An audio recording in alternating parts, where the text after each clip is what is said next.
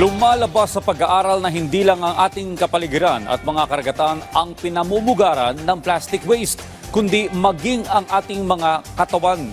Pero ayon naman sa Department of Science and Technology, posible pa rin maialis sa ating sirkulasyon ang plastic. Yan ang ulat ni Benji Durango. Kung suki ka ng mga tingi-tinging produkto sa sari-sari stores, bahagi ka ng sachet economy. Talamak pa rin ang single-use plastic sa Pilipinas. Ayon sa Ocean Conservancy and McKinsey, nasa 2.7 million metric tons kada taon ang plastic waste na nakokolekta sa bansa. Katumbas ito ng 7,397.26 tons ng plastic ang nakokolekta sa bansa araw-araw at itinuturing ang bansa bilang ikatlo sa buong mundo.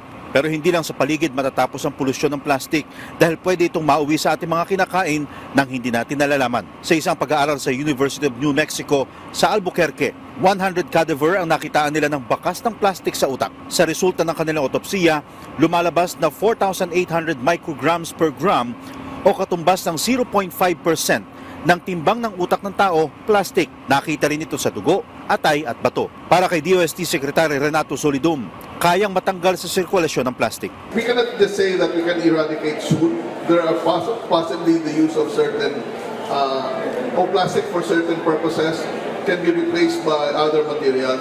Kaya para matugunan ang problema, nakikipag-partner sa malalaking kumpanya ang ahensya para kahit papano'y masolusyonan ang malaking problema.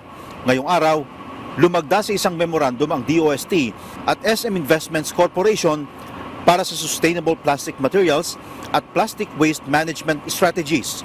Ito ang Tactics for Better Plastic. We are looking at how do we reduce the amount of plastics we use in packaging. We also encourage customers to bring their own bags so that they're not using plastic bags.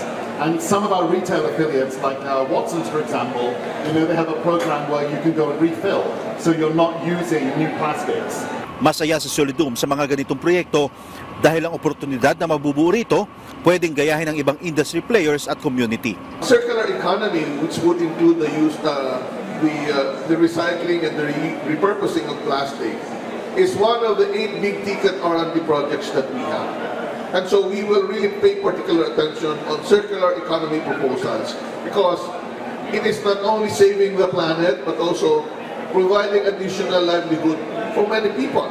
Kasabay nito, binuksan din ngayong araw ang exhibit ng mga makabagong innovation sa plastic management at recycling na makakatulong hindi lang sa paligid, kundi sa kalusugan din ng tao.